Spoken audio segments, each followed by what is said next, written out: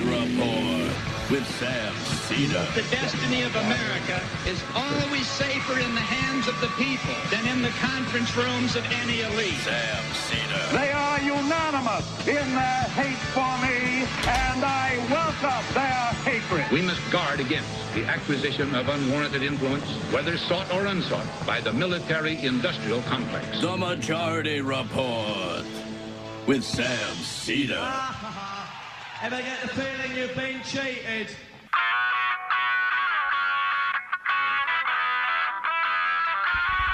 It is Wednesday, May 17th, 2023. My name is Sam Seder. This is the five-time award-winning Majority Report. We are broadcasting live steps from the industrially ravaged Gowanus Canal in the heartland of America, downtown Brooklyn, USA. On the program today, Anjeanette Damon, government accountability reporter in ProPublica's Southwest office, and Byard Duncan, engagement reporter at ProPublica, on the home cash buyer biz and its predatory nature. Also on the program, Vilma Serrano, executive board member and bargaining co-chair of the Oakland Education Association, on their recently ended and successful strike. Also on the program today, election results. Democrats maintain the Pennsylvania House majority. They pick up surprise mayor seats in Jacksonville and Colorado Springs.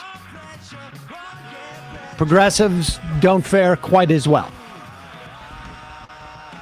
Biden names a new debt ceiling negotiations in his bid to not negotiate on the debt ceiling as the contours of his cave take shape.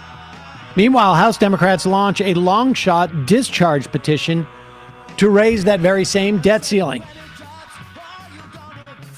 House Democrats also attempt to force a vote on a George Santos expulsion. Meanwhile, Dianne Feinstein doesn't know where she is. North Carolina Republicans override the governor's veto, ban abortion in the first trimester. Missouri reverses the attorney general's block on trans care by passing a law against trans care for children.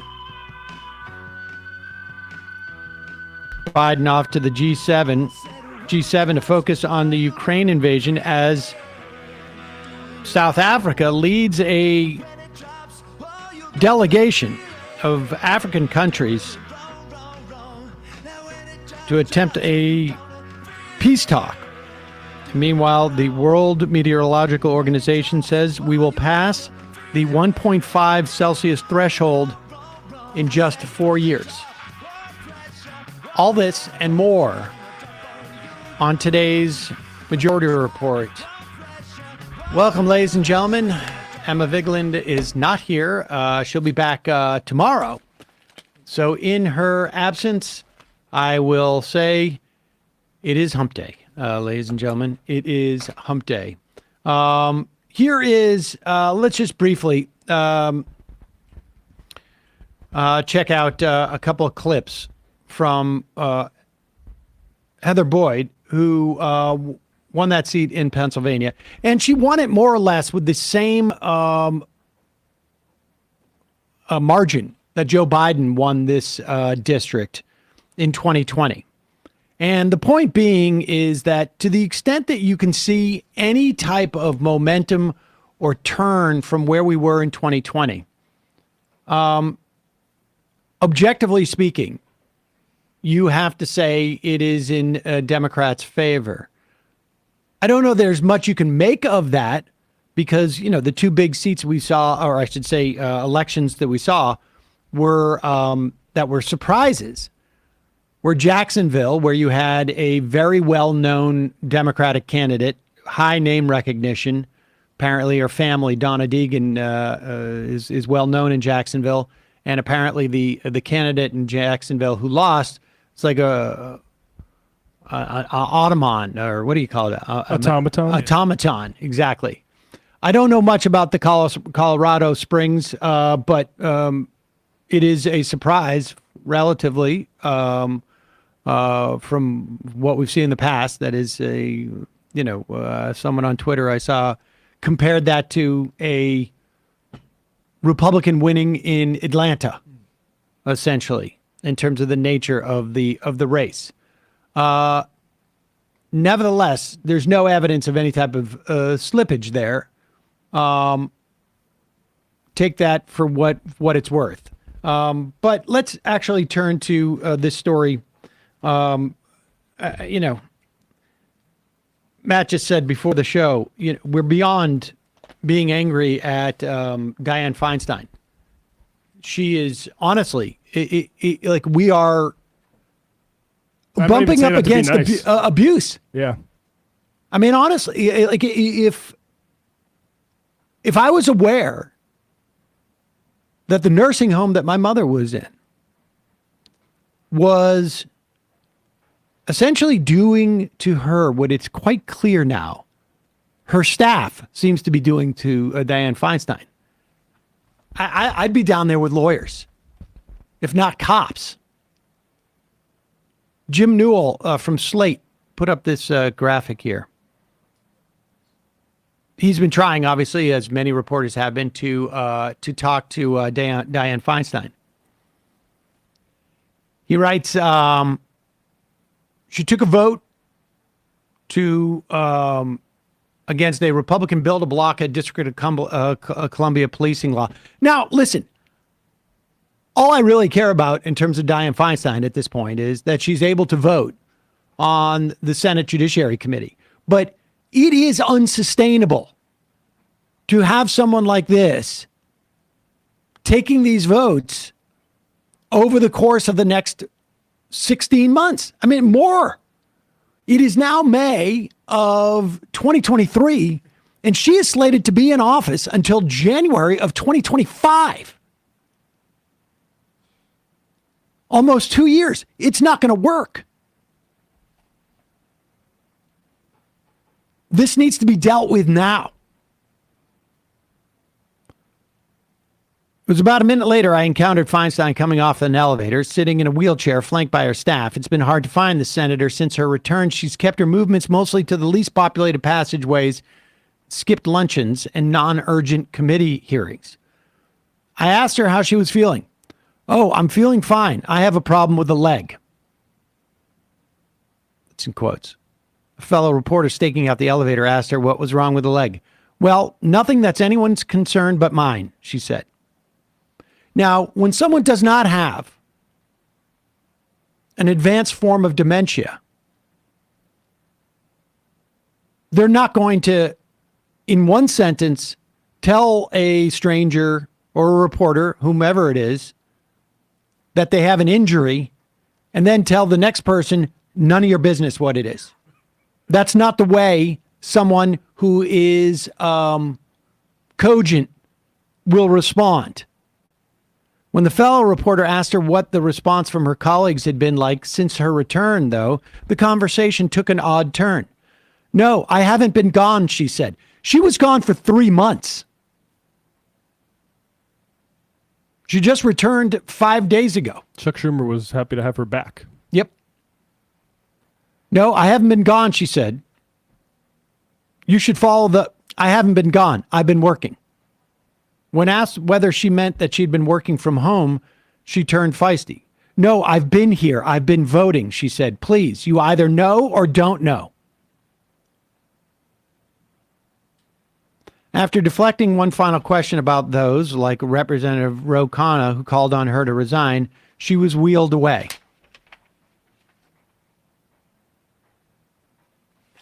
You know, it's just shocking to read this and realize that, like, doesn't seem to be any accountability.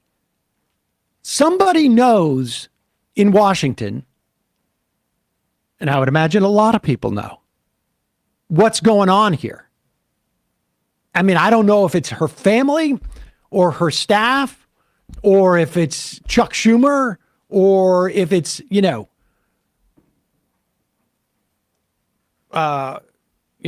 Raytheon. Schiff, who wants, is afraid of who Gavin Newsom's going to appoint. I don't know if it's Gavin Newsom. I don't know who it is. But there are people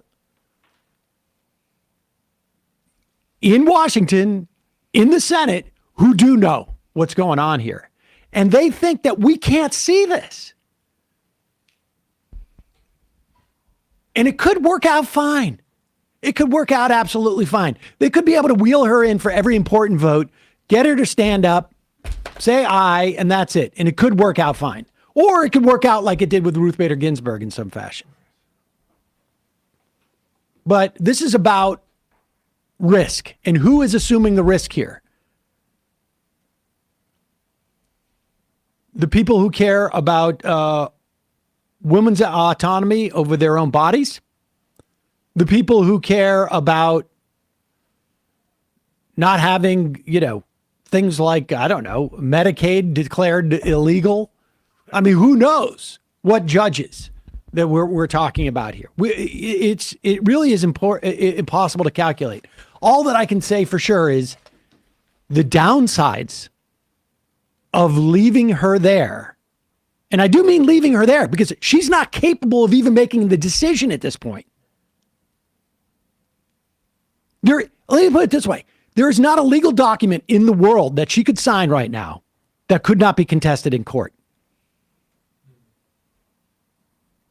Not a single legal document. We're going to be talking in a moment to two reporters who are talking exactly about this situation with people having their homes basically stolen-ish. And I can assure you right now that if Dianne Feinstein was to sign a document that said, I'm handing over my millions of dollars to Sam Seder when I die, that document would be shredded in court. It really is just astonishing what's going on here. And at the same time, down the hall, across the road, Joe Biden's people are meeting to not negotiate on the debt ceiling, and they're having negotiations about that.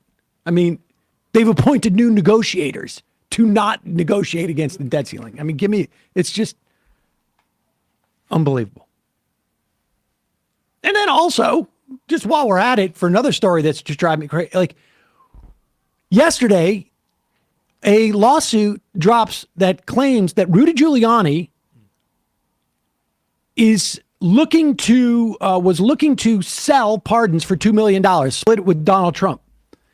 New York Times, as far as I know, hasn't written a thing about that. What they did write, though, apparently, was back in March 21, Ken Vogel, March 21 of 2021, from prospect of pardons and final day fuels market to buy access to Trump.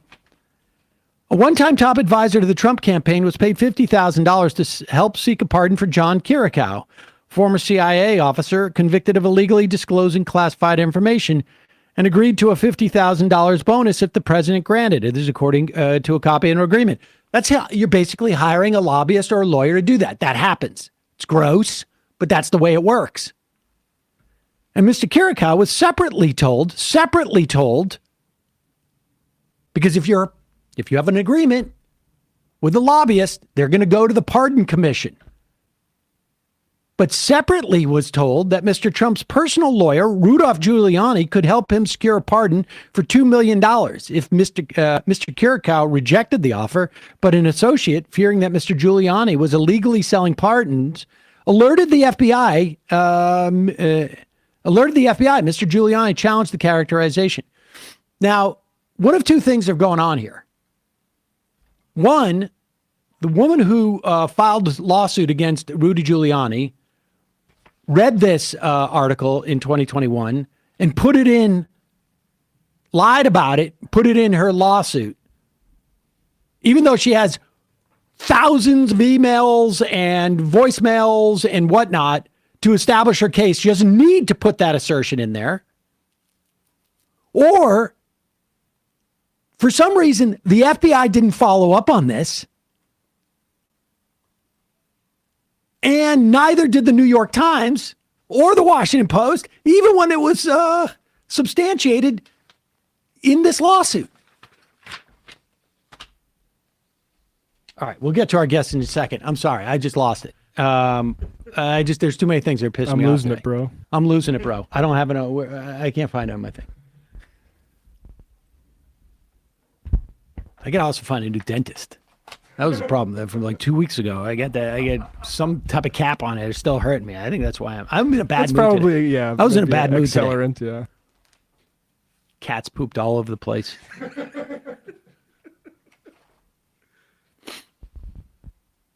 Oh, actually, this brings me back to a place that I'm a little bit happier about. I got like a new wardrobe thing. I've gotten comments that I didn't see it here, but people can't see what I'm wearing. I'm wearing nicer pants these days. I'm wearing nicer shirts. I mean, not necessarily on the show, but occasionally when I go out, well, and also to other. Wouldn't really pay to wear nicer pants on the show. But I do. Nicer pants than I used to. The bottom line is men's closets due for a radical reinvention. Roan stepped up to the challenge. Roan has something they call the commuter collection. It is the most comfortable, breathable, and flexible set of clothing known to man. Roan helps you get ready for any occasion with the commuter collection. It offers the most comfortable pants, dress shirts, 1/4 zips, and polos. They have 4-way stretch fabric. I've talked about this past. I'm not quite sure exactly what that means, but the point is it's stretchy. And it is both stretchy and breathable. It is incredibly comfortable. And here's the amazing trick, I think, about this, frankly, because I feel like comfortable clothing exists. But the dress shirts that I have from Roan, not only do I not need to iron them, sometimes I come out with like a tiny wrinkle. If I hang it up for half an hour, it's gone. When I'm wearing it, it looks like a classic, crisp, clean dress shirt. The fit is better, frankly, but it's also significantly more comfortable. And I get why they call it commuter collection. You could also call it a travel collection. You could also but I don't travel that much. But it has a gold fusion, which is basically an anti-odor technology. It is, like I say, 100% machine washable, and it comes out looking great. Super comfortable clothes that look really good. Passed my Mila test, which is where I walk in there. I'm like, what do you think about this? Sometimes she'll just be like, ew, basic. And she's like, that looks nice. I'm like, it is, isn't it? And it's like machine washable. She couldn't believe it. No, I love these shirts. Their pants are great too. I love their shirts. The commuter collection can get you through any workday, straight into whatever comes next. Head to Roan, RHONE, Roan.com/Majority Report. Use the promo code Majority Report. Save 20% off your entire order. That's 20% off your entire order when you go to Roan, RHONE.com/Majority Report. Use the code Majority Report. It is time to find your corner office comfort. All right, quick break. When we come back, we're going to be talking to Anjeanette Damon and Byard Duncan from ProPublica on their story about the predatory nature of a particular home cash buying company.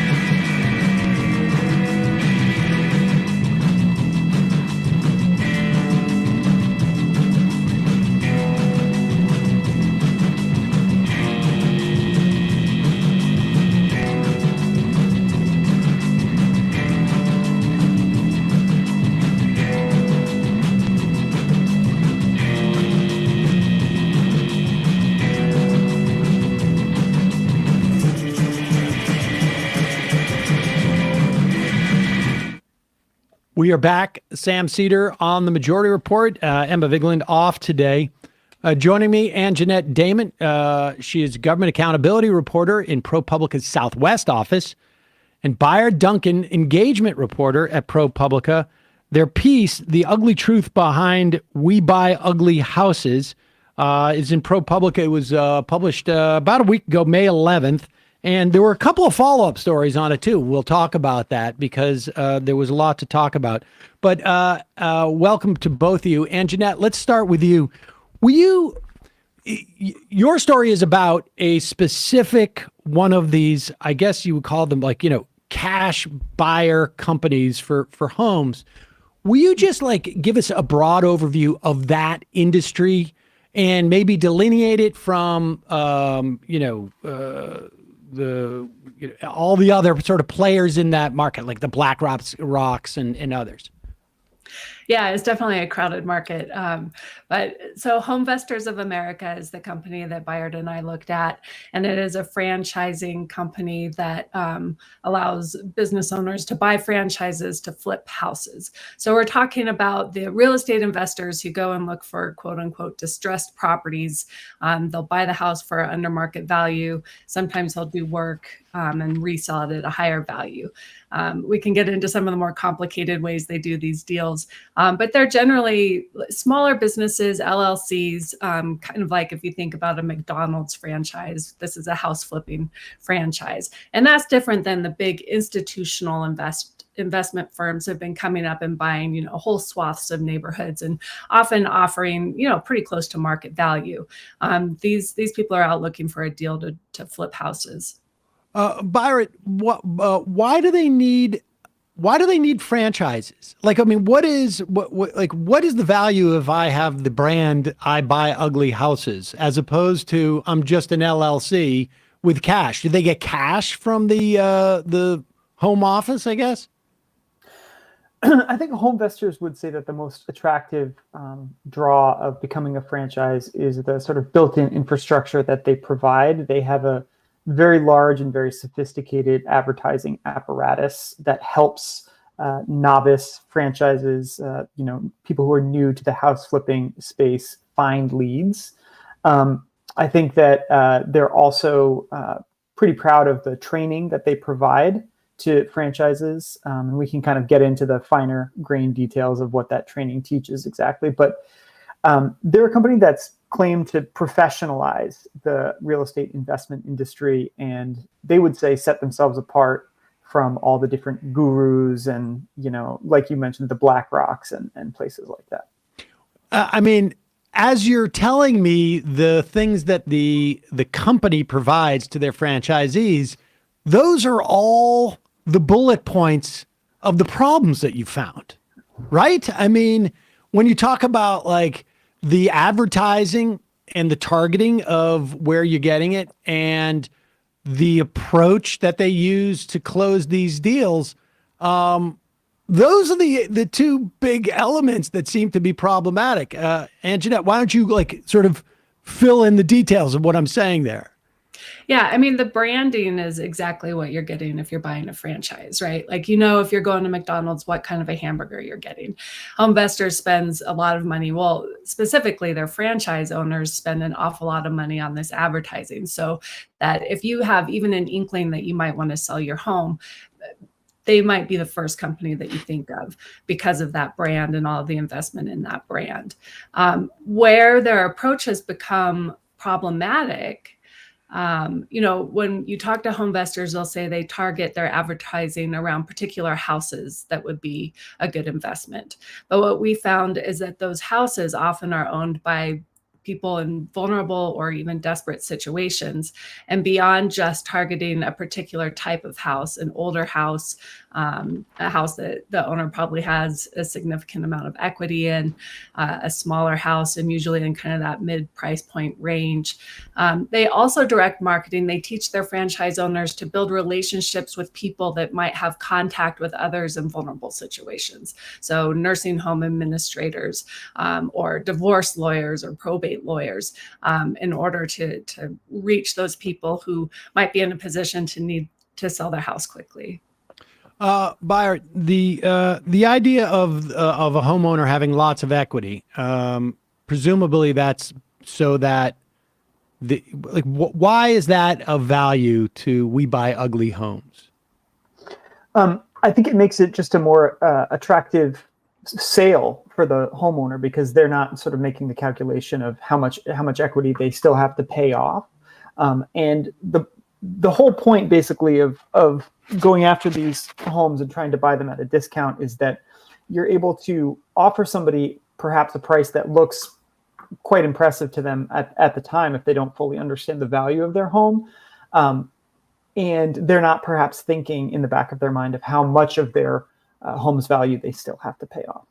So in other words, if I bought the home in 1965 for $24,000 or something, and I still owe, and maybe I took a second mortgage out or something, but if I owe a significant portion of that, the $40,000 they offer me today would set off a red flag. But if I'm completely paid off and I have had no reason to assess the value of my home in the past, I don't know, 5, 10, 15 years, then, whatever they offer me may sound good. And that's how they're getting there's two different things it seems like they're taking advantage of. And correct me if I'm wrong here, Byard, but one is just sort of like asymmetrical market awareness.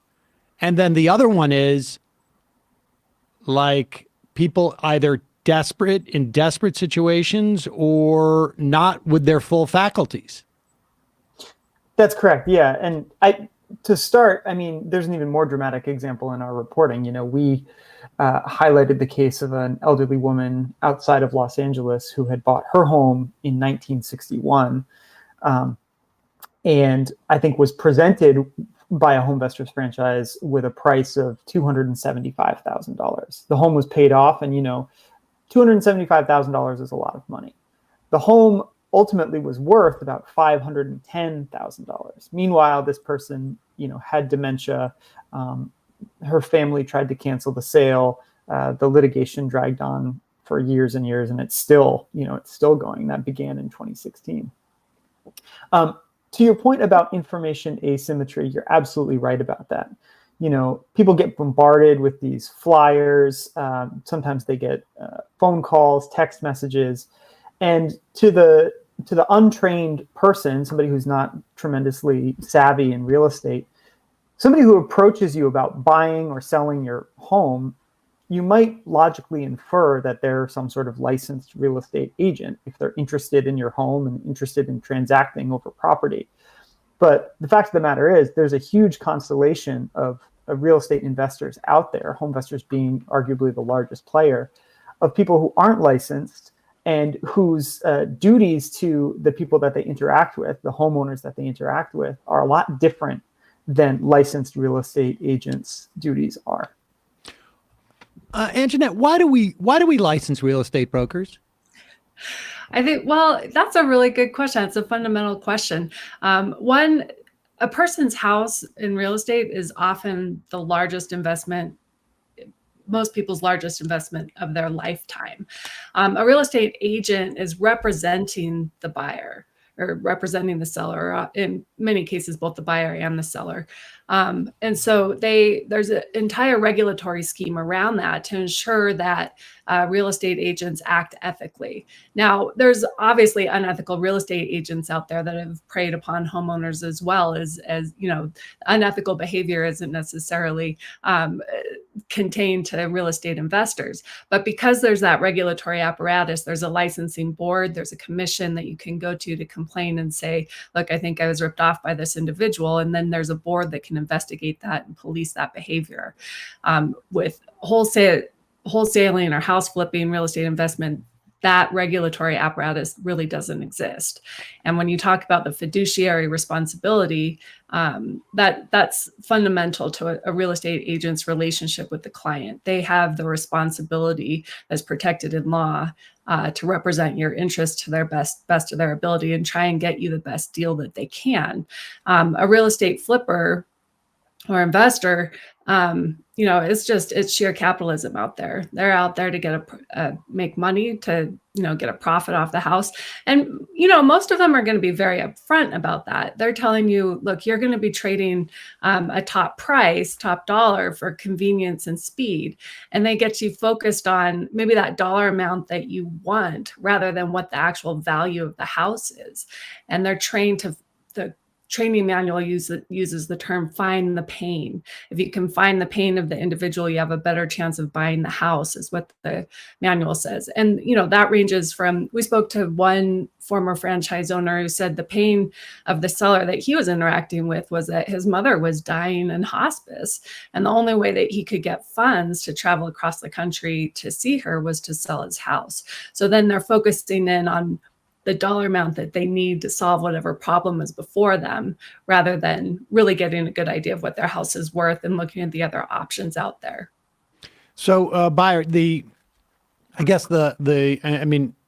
we can talk about if there's been any attempts to regulate this space, but the societal benefit, as it were, like I can understand like why we have real estate brokers. It's because people don't sell their homes often, and you have a trained professional who might go out there and know the best way to do it, maximize your price, it's like any other broker. And I guess, the value of having the existence of cash buyers, of these type of companies, is that they are ready to do a transaction quickly when you're in some form of duress. But the fact that there's no regulation means that people can't really assess whether they're in a position of duress that requires someone like this to show up at their house. Absolutely. And so maybe it's helpful for me to give you an example of when this system works really well. So say you're in Brooklyn and you have a relative, a father and mother in Idaho that just passed away, and their house was in tremendous disrepair. You have 5 brothers and sisters, and you and your brothers and sisters understand that you could have somebody go out there, kind of sort through the paperwork, fix up the house, maybe hire a contractor, spend time in Idaho making sure the contractor was doing the job correctly, and you would get, let's say, $20,000 more than you would if you went with a cash buyer. Maybe you and your siblings just say, this is not worth $20,000. You have a really busy job. You have 4 kids, that kind of thing. There is an absolutely legitimate niche for cash home buying in the United States.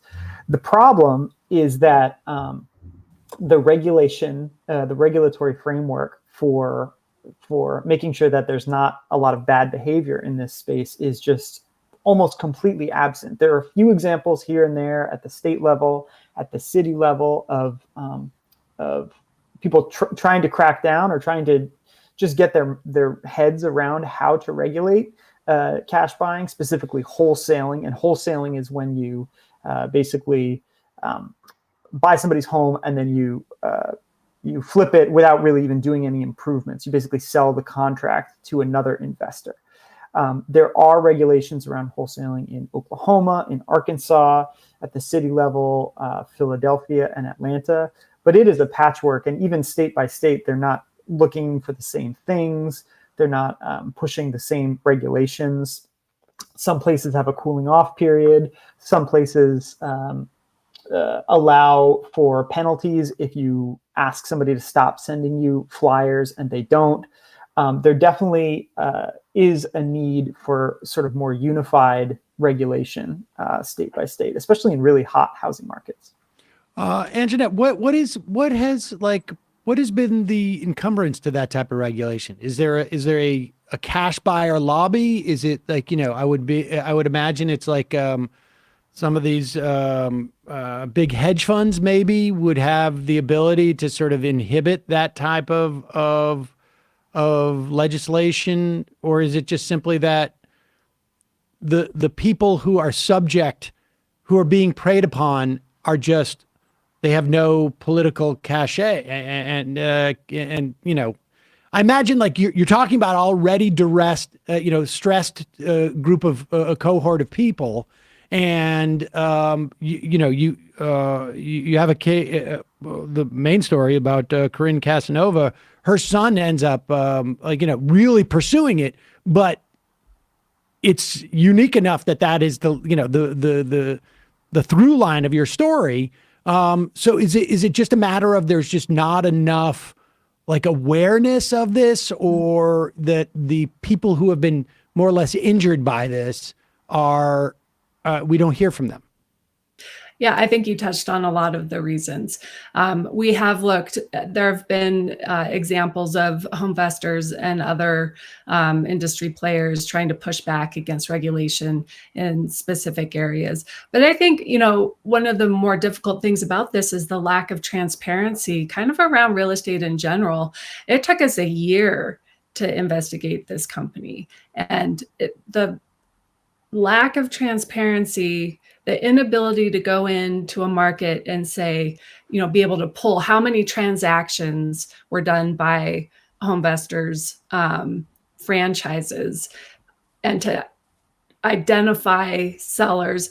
A lot of sellers maybe didn't even know that they could have gotten a better deal. They don't even know that maybe they were taken advantage of.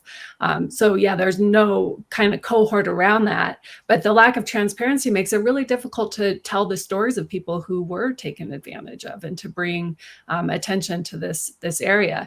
And there is a large industry around keeping that data confidential. There are large clearinghouses that charge an awful lot of money to real estate investors and others who are able to go, county by county to pull real estate documents, deed recordings and lis pendens, and then sell that information to real estate investors, and not really the average person. So it's a difficult industry to investigate.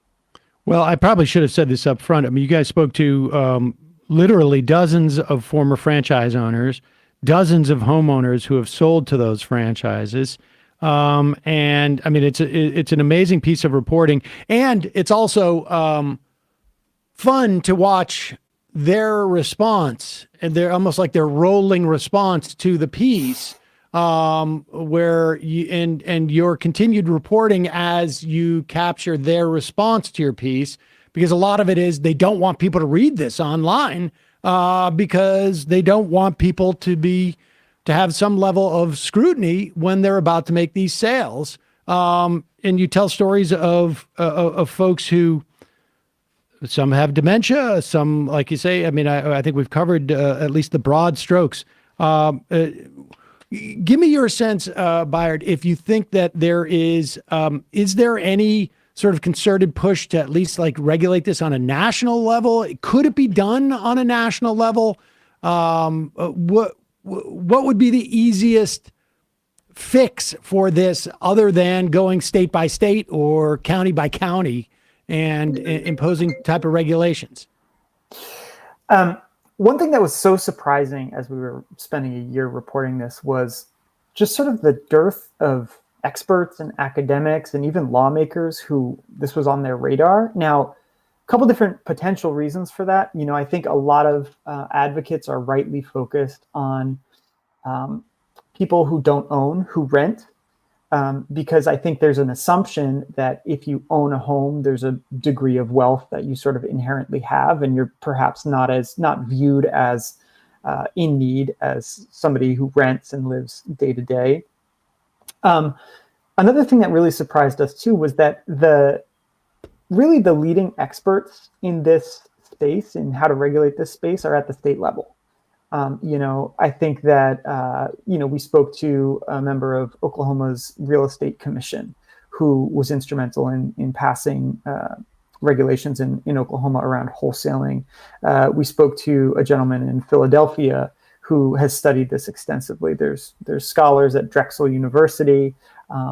There's another woman at whose name is Sarah Mancini, who I think is one of the few experts who is really studying this issue of wholesaling and equity theft in earnest.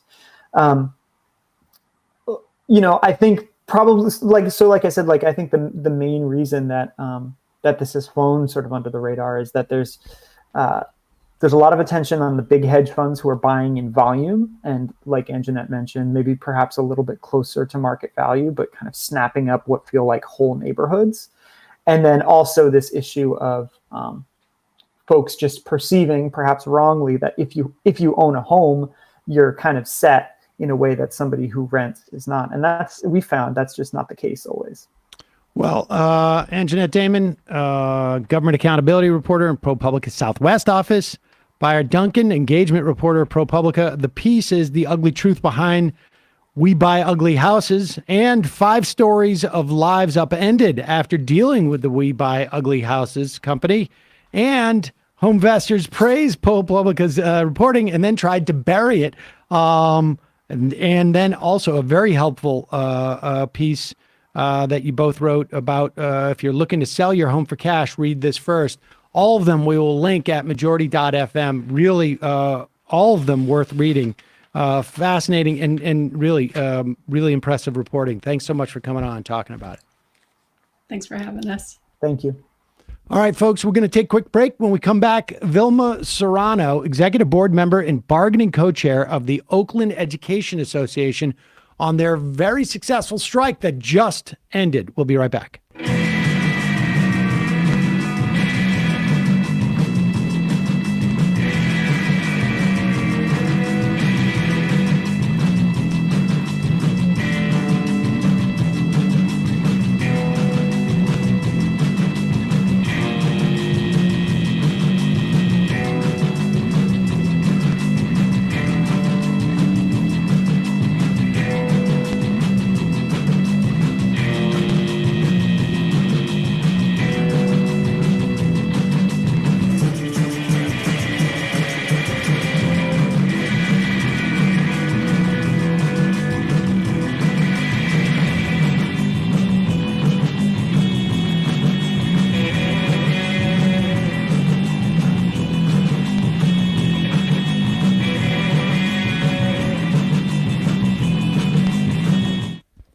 We are back. Sam Seder on the Majority Report. I want to welcome to the program Vilma Serrano. She's executive board member, bargaining co-chair of the Oakland Education Association, and a elementary school teacher in the Oakland school system.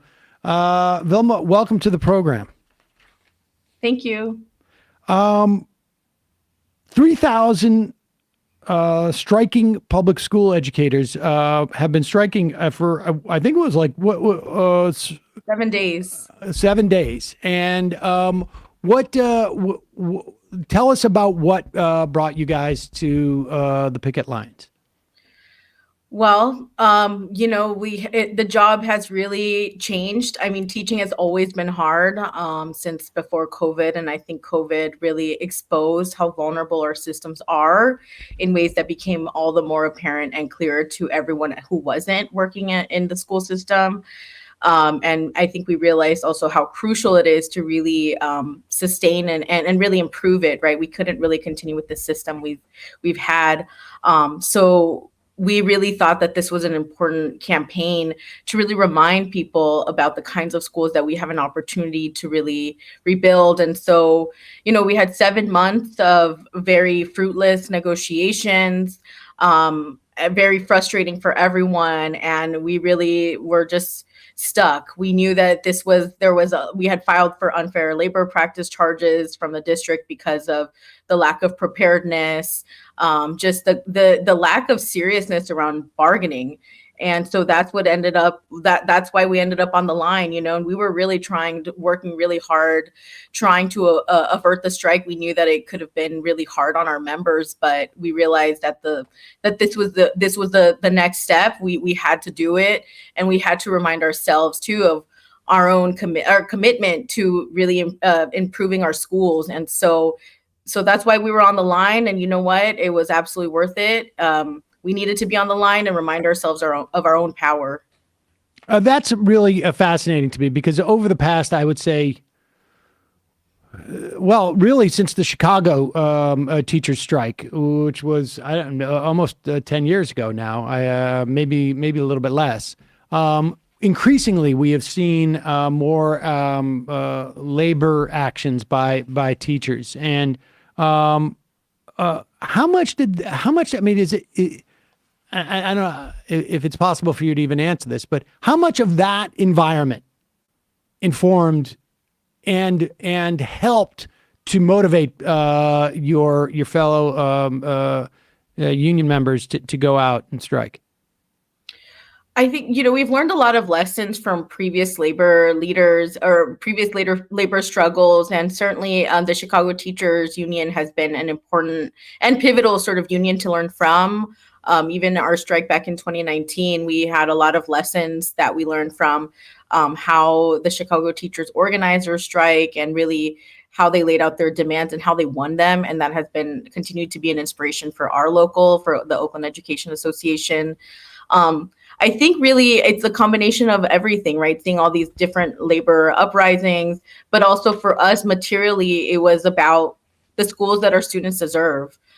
We really seeing 30% of our colleagues leave every year, really noticing the kinds of vulnerabilities like in our schools just because of the lack of retention, the lack of services that our kids were getting as a result of this high retention. I mean, ultimately, it was the day-to-day that really pushed us to make this decision, right? Like we just could not continue like this. And we need to settle a contract and we need to settle a good contract. And so I think it was a combination of so many different factors that really led to this moment. You guys got a raise of 15% over the course of 3 years, we should say. So it sort of creeps up. 2 years? So it's 2 years, yeah, and 1 year for a reopener. So we are planning on reopening, and that was intentional. We have been so far behind in our salary that we decided that we wanted to make gains in the 2 years of our contract, but we also wanted to reopen on our salary so that we could continue negotiating for more, and really understanding that the things in the California budget might look different. And so we wanted to be prepared for that. So it is part of a goal of ours to continue to make improvements and get us closer to the median, which actually after this contract, some of our classifications will be at the median. We've been several decades behind in terms of the median salary, which is why we've had so much transition out of Oakland. You also, as far as I can tell anyways, got a promise from the district to hire more full-time librarians and counselors to use its resources to assist about 1,500 homeless kids, the students, I should say. Yes. And tell us about that, because I think one of the things that came out of that Chicago teacher strike that we've referenced is the idea of sort of a social unionism, a unionism that takes into consideration not just the working conditions of the people working specifically where the labor action is taking place, but of the broader cohort that they come from. Are and sorry, that they emanate from. Mm-hmm. Yeah, so we've been a community schools district for a long time, actually. So Oakland has been named, in certain ways around community schools. And so for us, this was really an extension of our values as a union, but also we wanted to get the district to do it right. They had kind of thought about community schools in a certain way that really was not about democratic principles or really about this, decision making from parents and teachers. So that was part of our common good demands, is really making sure that the system was being informed by us, by those of us at the school site. So that's one of them. Other aspects of the common good, we really felt like it was important to highlight our student populations that have been systemically left behind, and really wanting to expand our investments, with that lens. As I mentioned, the job has become harder. It's become more than just the kinds of teaching and learning that we've always understood teaching to be. And so we felt like it was important to highlight the different social problems that are impacting our students, because it's not just the classroom conditions that are really contributing to whether our students are successful or not. And we felt like this is an important opportunity for the district to demonstrate a real commitment and partner with us instead of unilaterally deciding and making decisions that we're not actually benefiting kids. And instead we're leaving them further and further behind in the ways that I think we could really support them. So for us, it was just as important as what we call our bread and butter issues, right? We saw this as actually being integral to really being able to impact our bread and butter issues by having these other supports, student supports that we could advocate for as well.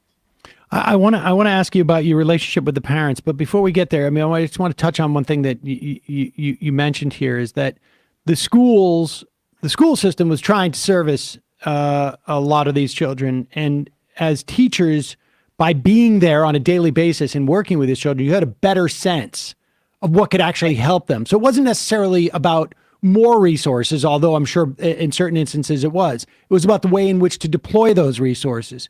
Can you talk about that about the latter part? Because it seems to me that one of the problems that schools have across the country was we as a society are almost recovering from the so-called education reform movement, which was driven by, in many respects, just like a complete top-down perspective, driven by a billionaire who invested a ton of cash, particularly up in your neck of the woods.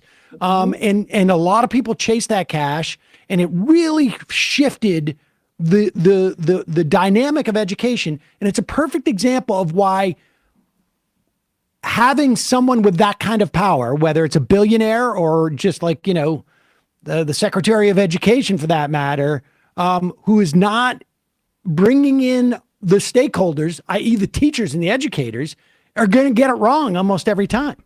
Yes, that's exactly right.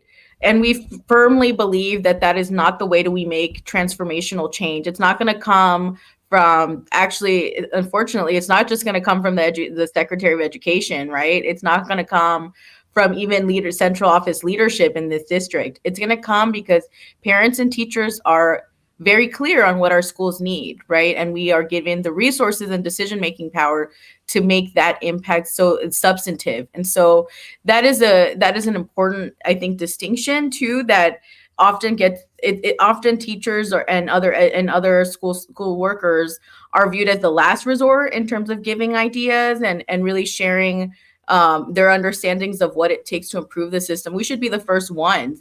We understand deeply what our kids are going through.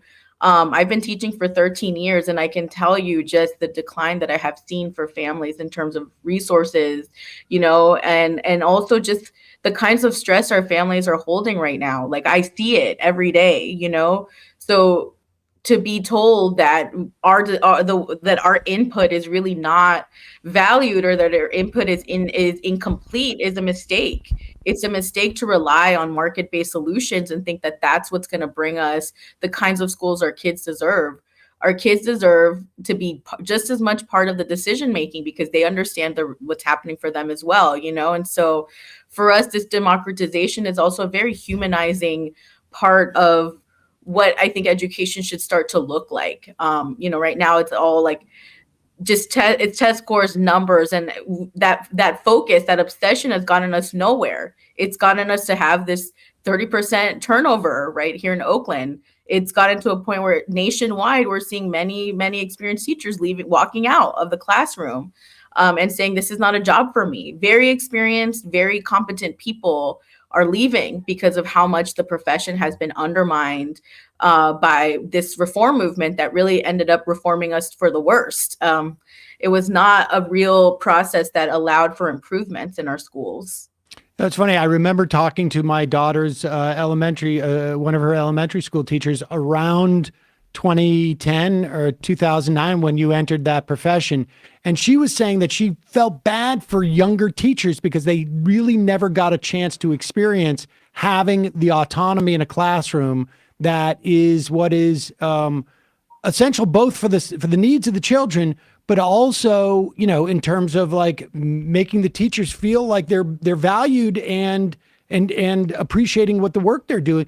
Do you remember did you have a conversation when you first came in with teachers who had been there. I imagine a lot of them have filtered out who realize like what we're undergoing now is problematic in that way.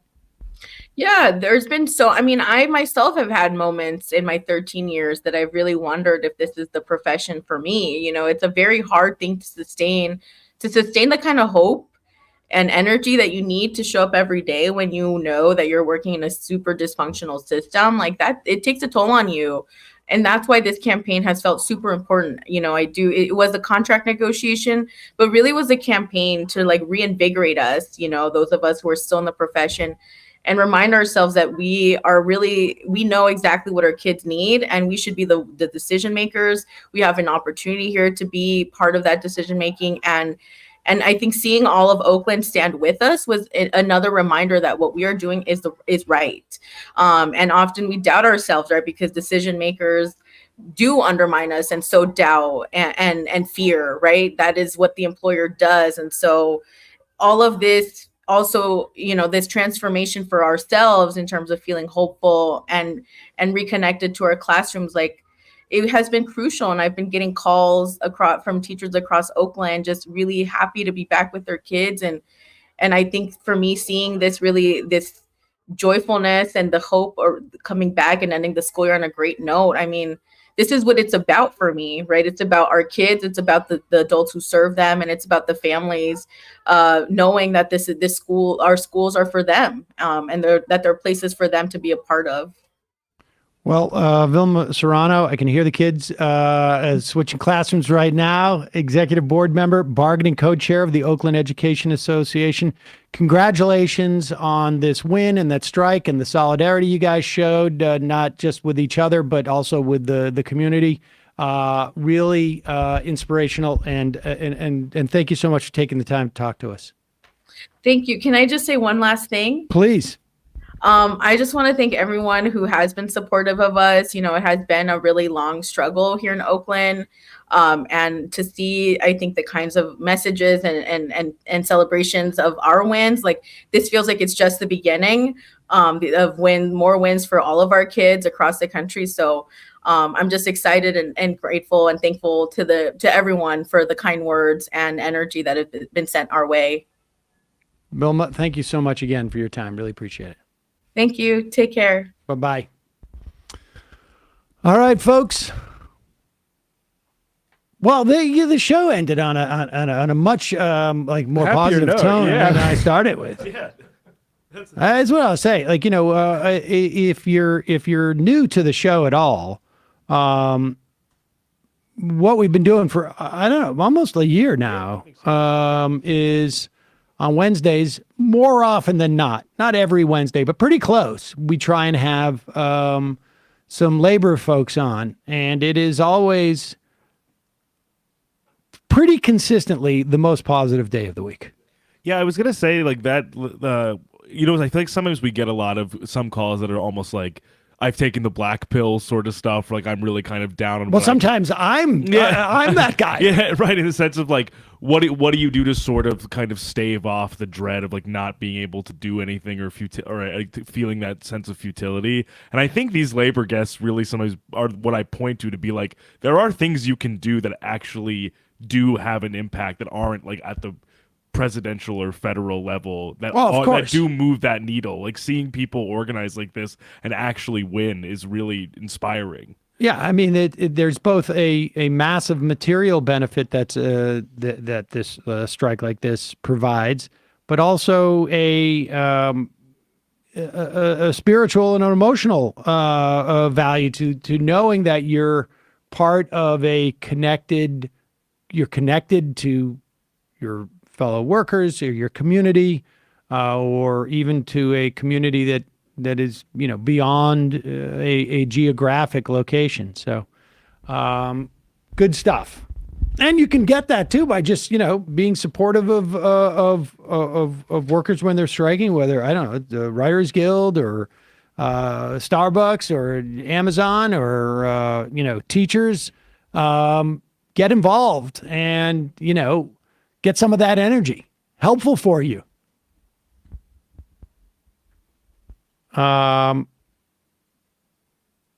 right, we're going to take a quick break. 646-257-3920.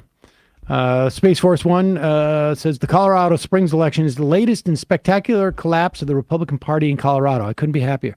Is Colorado Springs the place where Dobson was? The American Family Association? Or do I have that mistaken?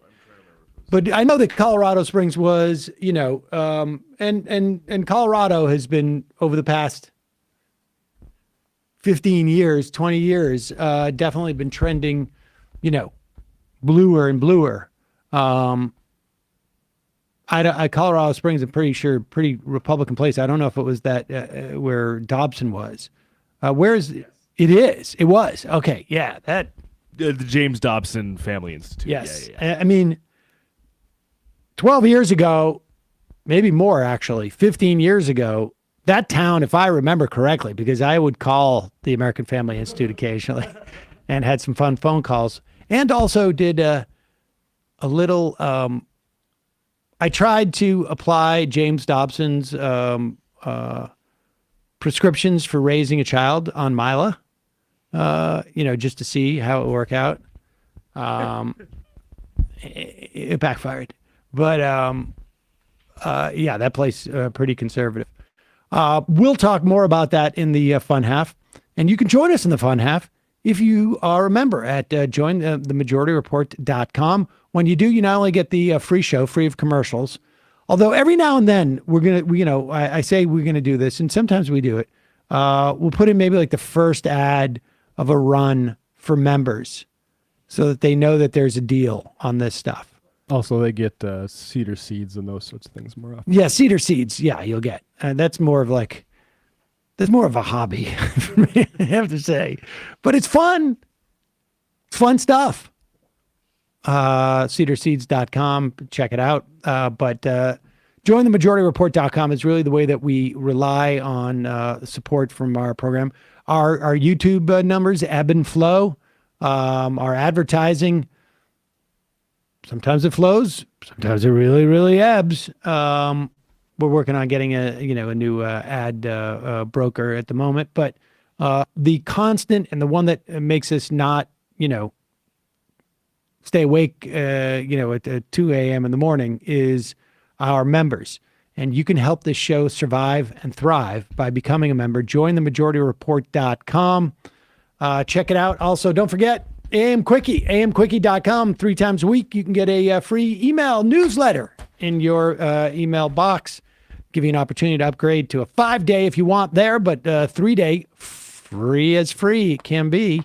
And also, justcoffee.coop, fair trade coffee, tea, or chocolate. Use the coupon code majority. You get 10% off. Emma will be back tomorrow. Yeah. ESPN off this week. Yes, but we will be back Monday. We have a lot to get to with NBA and NHL playoffs, getting into the conference finals, some coach firings in the NBA, and more. The NBA draft lottery, got a lot to get to. So we'll have a big episode on Monday to recap and catch up once Emma makes her grand return. YouTube.com/ESPN show for any clips you guys may have missed, though, and any other live streams or shows you've missed. Matt! Yeah, last night on Left Reckoning, we had Vivek Chibber on, talk about the supposed labor aristocracy and class politics. Also, Matt Huber, similar topics, including degrowth in the postgame. Patreon.com/Left Reckoning to get access to that. 2 great MR and LR guests, Chibber and Huber. 646-257-3920. I thought I recognized the names, and I can't remember anything. You can IM the show if you pick up the app at Majority App and you're a member, but you can pick up the app and it still has a lot of utility for you, even if you're a freebie. MajorityApp.com. 646-257-3920. We will see you in the fun half.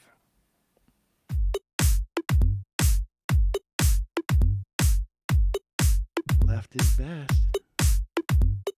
Jamie and I may have a disagreement. Yeah, you can't just say whatever you want about people just because you're rich. I have an absolute right to mock them on YouTube. He's up there buggy whipping like he's the boss. I am not your employer. I'm tired of the negativity. I'm sorry, I didn't mean to upset you. Are you nervous? You're a little bit upset. You're riled up. Yeah, maybe you should rethink your defense of that, you fucking idiots. We're just going to get rid of you. All right. But dude, you want to smoke this joint? Yes.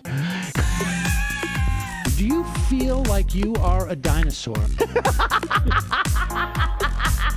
That's some good shit. Exactly. I'm happy now. It's a win-win. It's a win-win-win. Oh, hell yeah. Now listen to me. 2, 3, 4, 5 times. 847-906-501-457. 2, 38, 56, 27. 1/2. 5 8s. 3.9 billion. Wow. He's the ultimate math nerd. Don't you see? Why don't you get a real job instead of spewing vitriol and hatred, you left-wing Limbaugh? Everybody's taking their dumb juice today. Come on, Sammy! Dance, dance, dance.